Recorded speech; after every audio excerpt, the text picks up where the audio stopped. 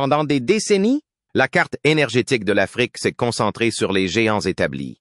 Le Nigeria, l'Angola, l'Algérie, la Libye. Tous des pays côtiers connectés aux marchés mondiaux et riches en hydrocarbures. Mais au cœur du Sahel, un territoire enclavé, oublié, classé parmi les plus pauvres du continent, vient de faire voler en éclats toutes les certitudes. Le Burkina Faso vient de découvrir 50 milliards de barils de pétrole brut. Oui? 50 milliards. Une quantité suffisante pour bouleverser l'équilibre géopolitique de toute l'Afrique de l'Ouest. Et ce pétrole n'est pas quelconque, selon les premières analyses. Il s'agit de pétrole léger et doux, particulièrement prisé pour sa capacité à être raffiné facilement en essence de haute qualité. Une aubaine, un choc, mais surtout une énigme. Comment un pays sans accès à la mer, sans histoire pétrolière, a-t-il pu receler une telle richesse, sans que personne ne s'en rende compte jusqu'à maintenant? La réponse ne se trouve pas à Ouagadougou, mais à Moscou, car c'est Gazprom, le géant énergétique russe, qui a mené l'exploration. Pass ExxonMobil, ni Total Energies, ni Shell. Aucun des mastodontes occidentaux n'avait daigné investir sérieusement dans le sous-sol burkinabé. Trop risqué, trop sec, trop éloigné des ports, un cauchemar logistique, disait-il.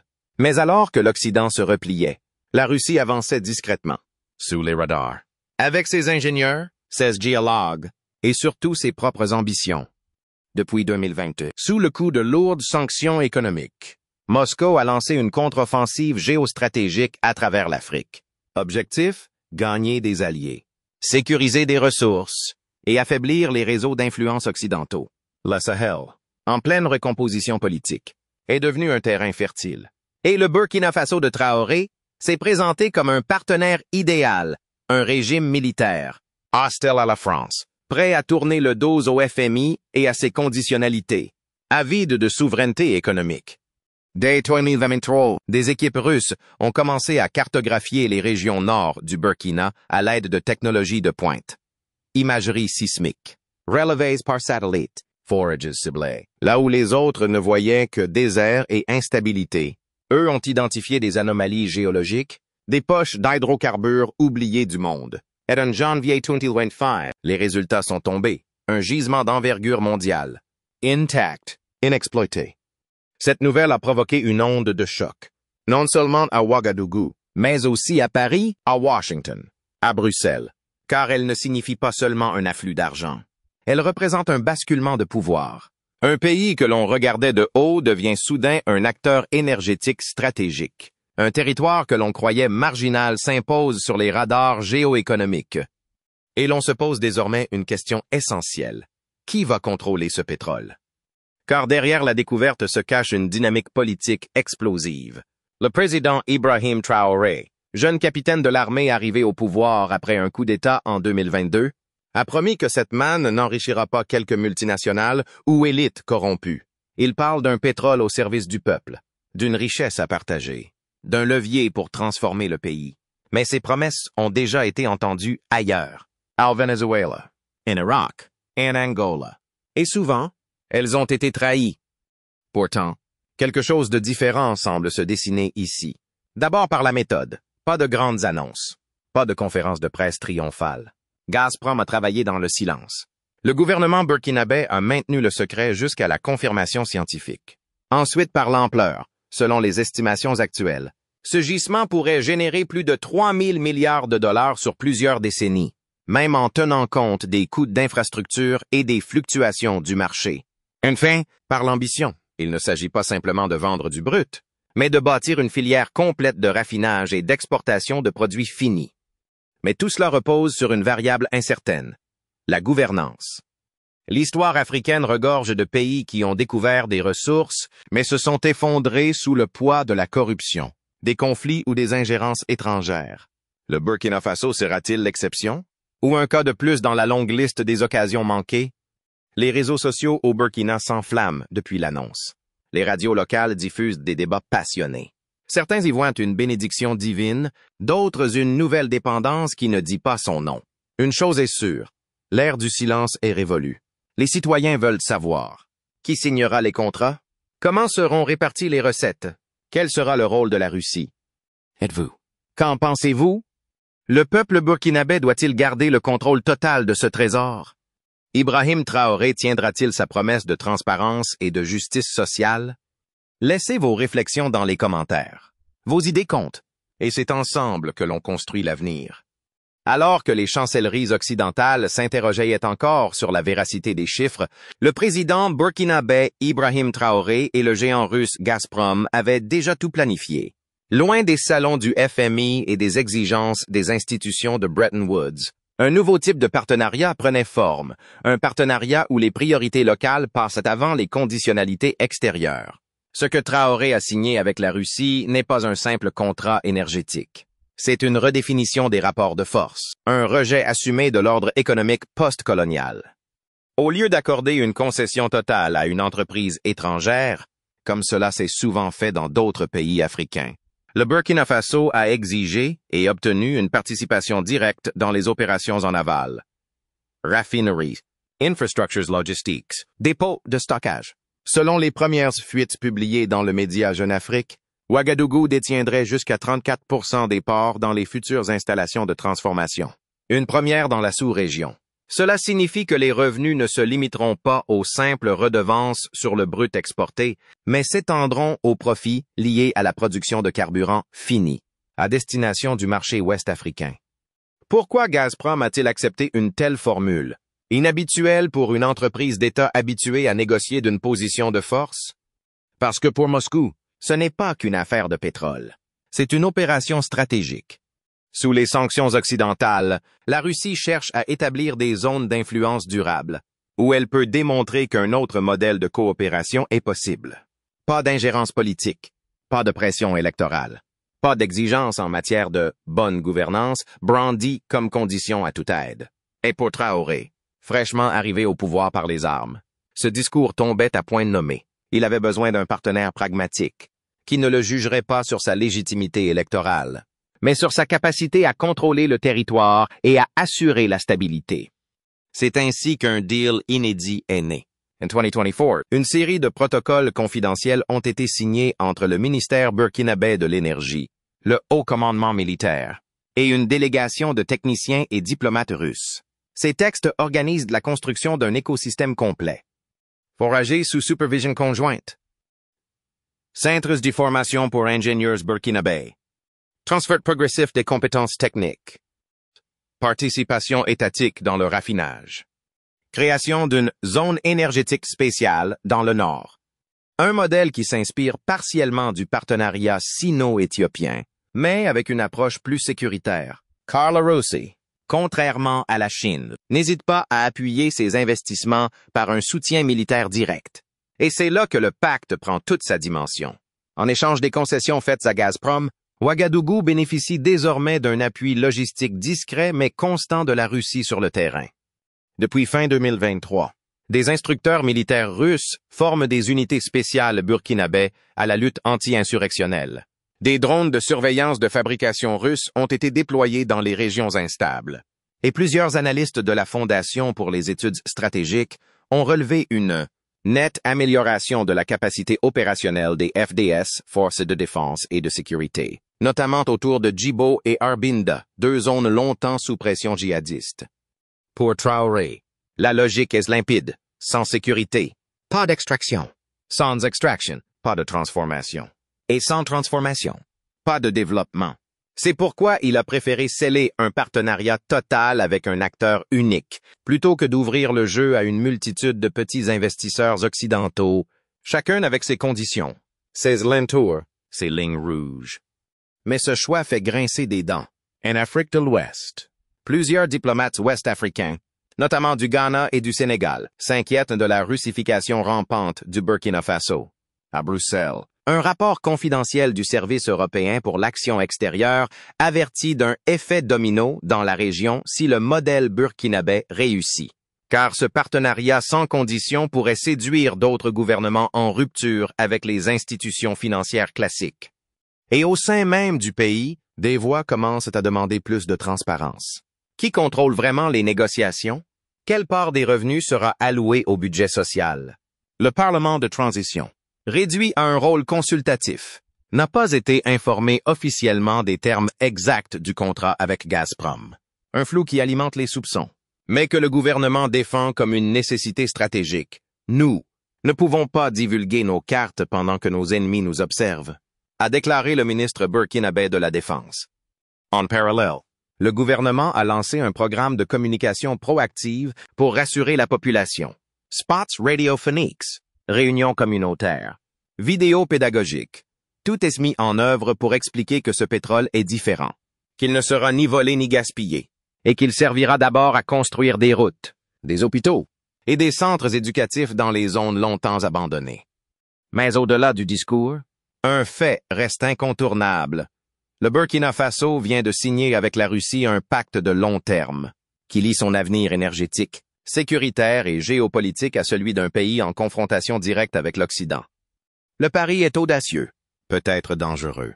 Mais pour Traoré, il n'y avait pas d'alternative, à ses yeux. Le choix n'était pas entre Russie et Occident. Il était entre dépendance et souveraineté. Il fut un temps où le Burkina Faso était considéré comme l'un des piliers de la France-Afrique, ce réseau d'alliances post-coloniales dans lequel Paris jouait les parrains bienveillants. L'armée française y avait ses bases, ses ONG y déployaient leurs programmes, et ses entreprises géraient les infrastructures stratégiques. Mais ce système, qui avait longtemps semblé indéboulonnable, a volé en éclats à partir de 2022, dans un climat de rejet populaire, de frustration sociale et de montée des violences djihadistes. La goutte d'eau? L'échec flagrant des opérations Barkhane et Sabre a endigué la menace terroriste dans le nord du pays, alors que l'insécurité s'aggravait, que des villages entiers tombaient sous contrôle islamiste. L'armée burkinabé perdait confiance dans l'aide militaire française, perçue comme inefficace, bureaucratique et paternaliste. Les frappes aériennes ne suffisaient pas. Les engagements politiques se perdaient dans le formalisme diplomatique. Et les élites locales, jusque-là attachées à la France, commencèrent à regarder ailleurs. Lorsque le capitaine Ibrahim Traoré renversa le président Damiba fin 2022, ce ne fut pas seulement un putsch militaire. Ce fut un acte de rupture symbolique avec l'ordre établi par Paris. Très vite, les gestes forts s'enchaînèrent. Suspension de la coopération militaire avec la France. Expulsion de l'ambassadeur français, accusé de connivence politique. Fermeture de certains médias francophones jugés agents d'influence. Un message clair était envoyé. Le temps de l'alignement automatique sur l'ancienne puissance coloniale était terminé. Mais au moment où la France se retirait, une autre puissance entrait dans le jeu, la Russie. Et elle ne venait pas avec des déclarations publiques, mais avec des émissaires discrets, des contrats bilatéraux et des coopérations sécuritaires renforcées. Dès la fin 2023, l'ambassade russe à Ouagadougou fut rouverte après plus de 30 ans d'absence, un signal diplomatique fort. Des conseillers militaires russes, parfois via des structures paramilitaires non officielles, commencèrent à opérer dans les zones sensibles. Le personnel burkinabé fut formé à de nouvelles doctrines, du renseignement aux opérations de terrain. Dans les écoles militaires, des cours de langue russe furent introduits.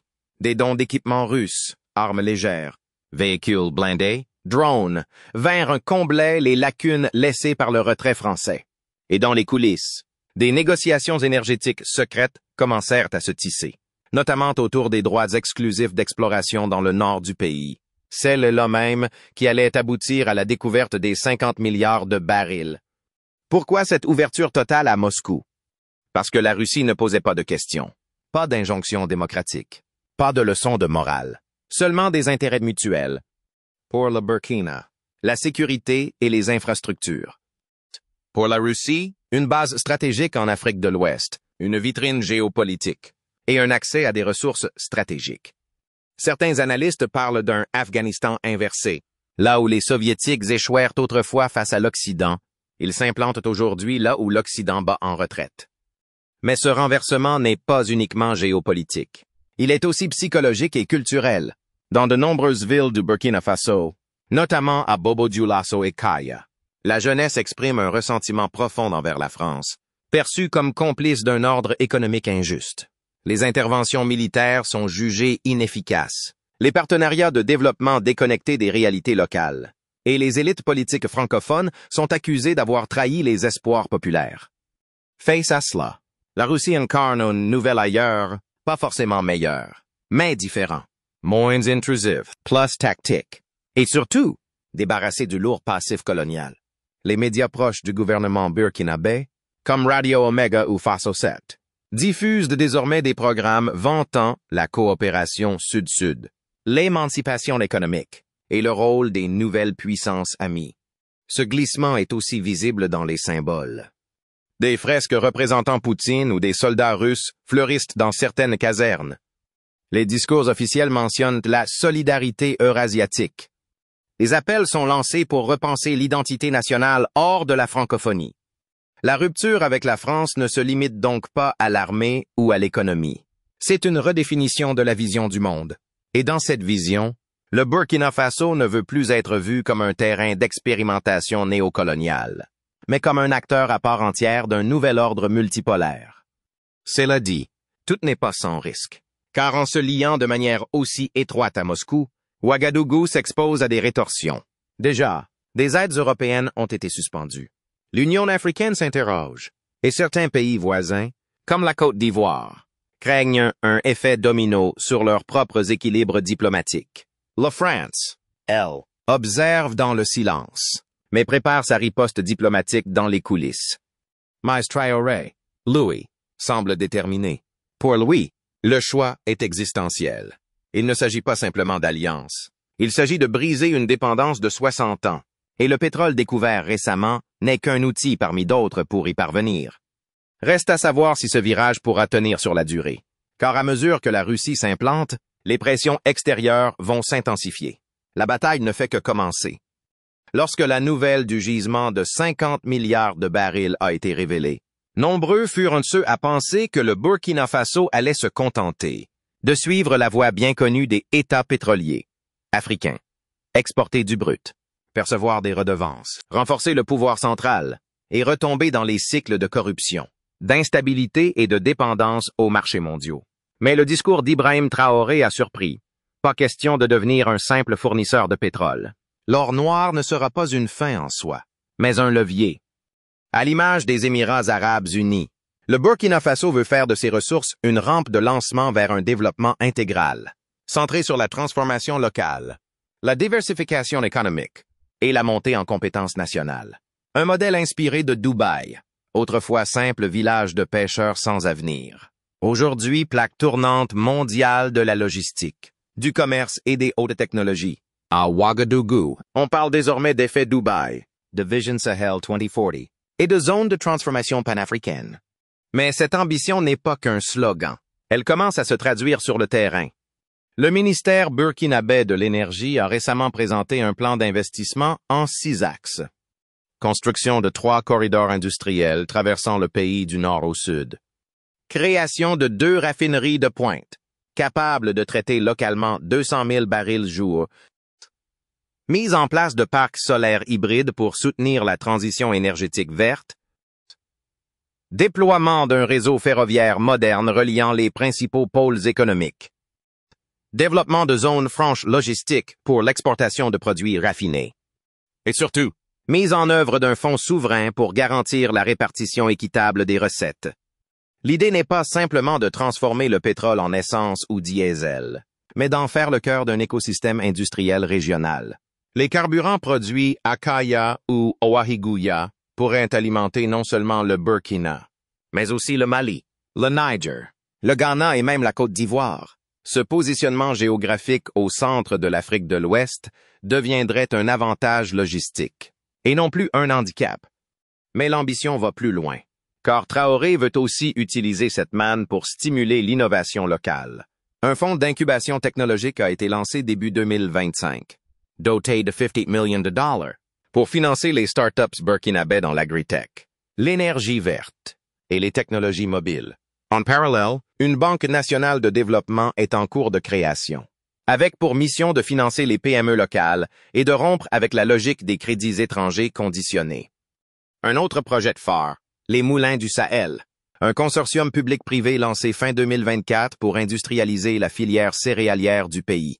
Grâce aux premiers dividendes pétroliers, le Burkina a commencé à exporter du riz transformé vers le Bénin et le Togo. Une petite révolution pour un pays longtemps dépendant des importations alimentaires. Dans les discours officiels, on retrouve une volonté de redonner de la dignité économique à la nation. Le pétrole ne doit pas couler vers les ports, mais circuler dans les veines de l'économie nationale. Comme l'a récemment déclaré le ministre de l'Économie, le concept est clair. Au lieu de dépendre des exportations brutes, le pays veut générer de la valeur ajoutée sur place, créer des emplois qualifiés et sortir de l'économie d'extraction pour entrer dans celle de la transformation. Ce programme séduit certains analystes. L'économiste sénégalais Ndongo Samba-Sylla y voit un tournant. Le Burkina Faso tente, ce que peu d'États africains ont osé, couper le cordon ombilical avec les bailleurs occidentaux, tout en se projetant dans l'avenir. Ce n'est pas juste du populisme militaire, c'est une stratégie économique à long terme. Mais bien sûr, les sceptiques ne manquent pas. Plusieurs experts européens, dans les colonnes du Financial Times ou de Jeune Afrique, soulignent les nombreux obstacles. Insécurité persistante dans le Nord, capacités administratives limitées, risques de détournement et de favoritisme. Et surtout, le manque de temps. Car bâtir une économie dubaïote au cœur du Sahel exige de la stabilité, de la technicité et de la patience. 3 éléments rarement réunis dans les zones de post-conflit. De plus, certains s'inquiètent de la dépendance croissante vis-à-vis de la Russie, qui pourrait imposer ses propres agendas au fil des années. Mais pour Traoré, le choix est clair. Si l'Occident ne veut pas construire avec nous, alors nous bâtirons seuls. Le Burkina Faso ne demande plus l'aumône. Il exige le respect, l'égalité et la possibilité de rêver par ses propres moyens. Et ce rêve, il commence avec le pétrole, mais il ne s'y limite pas. Il passe par l'éducation, l'infrastructure, la numérisation, l'agriculture durable, la souveraineté alimentaire et l'industrialisation intelligente. Un modèle inédit pour l'Afrique francophone, qui pourrait, en cas de réussite, inspirer d'autres nations lassées des promesses creuses du développement par l'aide. Le défi est immense, le pari audacieux. Mais jamais, depuis son indépendance, le Burkina Faso n'avait affiché une telle clarté de vision. Et cette clarté, nourrie par les ressources de son propre sol, pourrait bien changer à jamais sa trajectoire.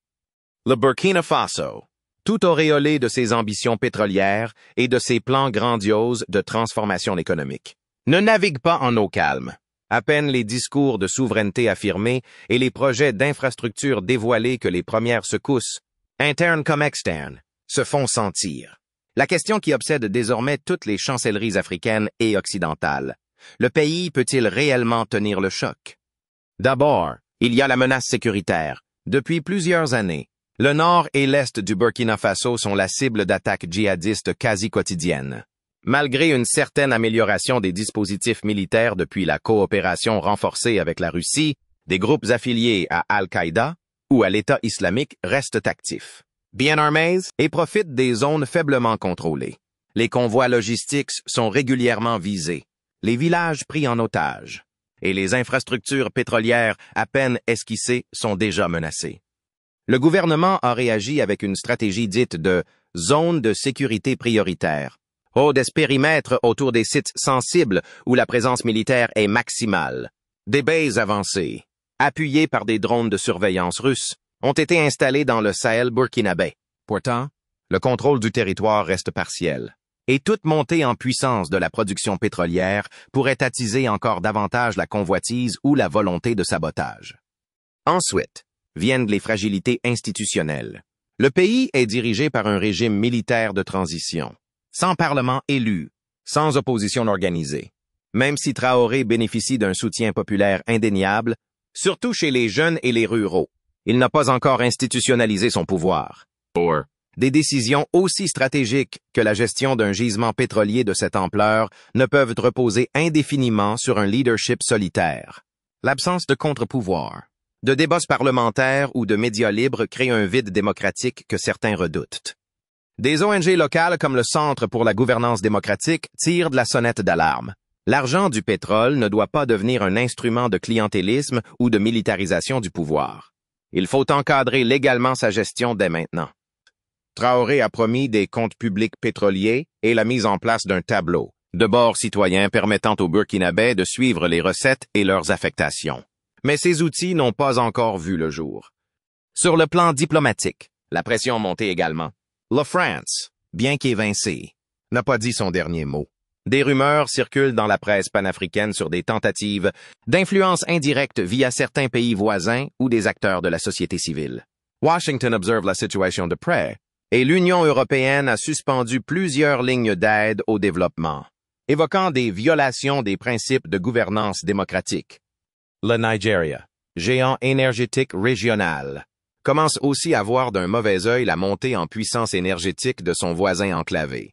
En coulisses, des diplomates nigérians alertent sur une possible déstabilisation des flux énergétiques sous-régionaux si le Burkina Faso tente de concurrencer les raffineries côtières existantes. Des tensions douanières aux frontières avec le Bénin et la Côte d'Ivoire ont également été signalées, preuve que l'influence croissante de Ouagadougou dérange. Sur le plan économique, les experts internationaux pointent le risque de surendettement à long terme. Même si les accords avec Gazprom sont présentés comme équilibrés, des doutes subsistent sur les mécanismes de financement des infrastructures. Quelles garanties ont été données? Quel taux d'intérêt? Quel droit de préemption pour Moscou en cas de défaut de paiement? Aucun document officiel n'a encore été publié. Mais au-delà des critiques, ce sont les attentes du peuple burkinabé qui pourraient en devenir le principal défi. L'annonce du pétrole a réveillé des espoirs immenses dans un pays longtemps marginalisé. Des jeunes attendent des emplois. Des familles espèrent l'arrivée de l'électricité. Des régions réclament de leur part des investissements. La mise en place des infrastructures prend du temps. Le risque d'un décalage entre les promesses et la réalité est bien réel. Le pouvoir semble en être conscient. Traoré multiplie les visites sur le terrain, promettant que chaque baril servira à construire une école, un hôpital, une route. Il insiste sur la transparence, évoque un Burkina nouveau où chaque citoyen deviendrait copropriétaire du développement. Mais la tentation autoritaire n'est jamais loin. En juin 2025, plusieurs journalistes ont été brièvement arrêtés après avoir publié des enquêtes sur des contrats énergétiques jugés opaques. Un signal inquiétant. Malgré cela, un vent de fierté souffle sur le pays. Pour la première fois, de nombreux Burkinabés se sentent acteurs d'un projet national, et non simples spectateurs d'un modèle importé. Dans les villages du Sahel, des comités communautaires se créent pour suivre les annonces du gouvernement. Dans les lycées, les jeunes évoquent avec passion la possibilité de devenir ingénieurs, technicians ou entrepreneurs du secteur pétrolier. Cette dynamique populaire, si elle est bien encadrée, pourrait devenir le moteur d'une transformation durable. Mais si elle est trahie, elle pourrait se retourner contre le régime en place, nourrissant déception, colère, voire rébellion. L'histoire récente du continent regorge de cas où l'or noir s'est mué en malédiction. Le Burkina Faso veut briser cette fatalité. Mais le pari reste risqué. Le pays est sur un fil, entre grandeur et chute, entre espoir et péril. Alors que les yeux du monde se tournent vers Ouagadougou, une question centrale traverse les débats géopolitiques, économiques et sociaux. Le Burkina Faso peut-il vraiment réécrire le scénario africain? Peut-il échapper à la malédiction des ressources et tracer une voie nouvelle, une voie de transformation, de souveraineté et de justice sociale, fondée non sur l'aide mais sur l'exploitation stratégique de ses propres richesses? Ibrahim Traoré, en tout cas, en est convaincu. Depuis les premières annonces, son gouvernement ne cesse de marteler un discours radicalement différent. Le pétrole ne sera pas une rente pour les élites, ni une manne offerte aux multinationales étrangères, mais un outil pour changer le système, redistribuer le pouvoir économique, reconstruire les institutions, un projet ambitieux, presque révolutionnaire. Et pour appuyer cette ambition, le régime a lancé une série de réformes structurelles qui vont bien au-delà du secteur énergétique. Dès 2024, le Burkina Faso a entamé une renégociation musclée de ses contrats miniers, notamment dans l'or et le manganèse. Plus de 27 permis d'exploitation ont été suspendus, et les entreprises étrangères invitées à revoir les clauses de partage des profits. Certaines compagnies canadiennes et australiennes ont quitté le pays, mais d'autres, venues de Turquie, de Chine ou d'Inde, ont pris leur place. Le message était clair, les règles ont changé. Parallèlement, le gouvernement a annoncé la création de plusieurs entreprises publiques stratégiques, chargées de superviser les chaînes logistiques dans les céréales, le transport, l'énergie ou le numérique. Un fonds national d'investissement a été doté de 400 millions de dollars pour accompagner les coopératives rurales, les PME locales et les projets d'innovation technologique. Dans les universités de Ouagadougou, Koudougou ou Bobo-Dioulasso, de nouvelles filières en ingénierie pétrolière et en gestion des ressources naturelles ont été ouvertes, avec l'aide d'experts russes et indiens. L'objectif, former une génération de cadres capables de gérer le futur complexe énergétique du pays sans dépendance extérieure. Mais au-delà des chiffres, ce qui change véritablement, c'est l'imaginaire collectif. Pour la première fois depuis l'indépendance, un président burkinabé parle à son peuple non pas de patience, d'austérité ou d'alignement, mais de construction, de dignité, de conquête. Ce langage mobilisateur, jusque-là réservé aux grandes puissances, devient le quotidien des discours nationaux. Nous ne quémandons plus notre place à la table du monde. Nous sommes en train de la construire, a lancé Traoré lors d'un forum panafricain à Ouagadougou. Mais l'enthousiasme ne suffit pas, car les risques sont immenses. Tout projet qui vise à rompre avec les paradigmes existants s'expose à la résistance des puissances établies. Le Burkina Faso est déjà sous surveillance. Des agences de notation comme Moody's ou Fitch ont abaissé sa note souveraine, évoquant un environnement incertain et un manque de garantie institutionnelle. Des banques régionales hésitent à financer les projets annoncés. Et certains gouvernements africains, bien que fascinés par l'audace de Ouagadougou, préfèrent rester dans l'ombre, craignant des sanctions secondaires ou des tensions diplomatiques. En interne aussi, la situation reste fragile. L'absence de processus électoral, l'influence croissante des militaires dans les affaires économiques, les arrestations ciblées de certains opposants, tout cela crée une tension de fond. Si le gouvernement ne parvient pas à ouvrir un espace politique inclusif, à garantir une gouvernance participative et à canaliser les attentes populaires, l'effet boomerang pourrait être violent. Et puis il y a la Russie, omniprésente dans le dispositif. Bien que perçue aujourd'hui comme un allié sans condition, la dépendance croissante à Moscou pose question. Le Kremlin acceptera-t-il longtemps que le Burkina Faso développe une indépendance énergétique réelle, ou cherchera-t-il à verrouiller ses intérêts? L'histoire récente des relations russo-africaines montre que la générosité initiale peut parfois masquer des visées stratégiques durables. Pour l'instant, Traoré joue habilement ses cartes. Il maintient le cap, évite les affrontements frontaux, construit lentement mais sûrement une exception burkinabé, que certains appellent déjà le modèle Ouagadougou. Un modèle qui prône l'utilisation intelligente des ressources, la rupture avec le chantage financier occidental et l'investissement dans la jeunesse et les infrastructures. Mais cette exception ne pourra durer que si elle livre des résultats concrets, si les routes annoncées voient le jour, si les hôpitaux sont construits, si les salaires augmentent, si la paix revient dans les zones rouges. Autrement dit, si la révolution économique s'accompagne d'une amélioration visible du quotidien. Ce qui est certain, c'est que le Burkina Faso a déjà provoqué une onde de choc. Dans les chancelleries occidentales, dans les think tanks africains, dans les mouvements panafricanistes, son nom revient avec insistance. Non plus comme un pays en crise, mais comme un pays en éveil. Et cela, en soi, est une victoire. Reste à voir si ce réveil accouchera d'une renaissance ou d'un cauchemar.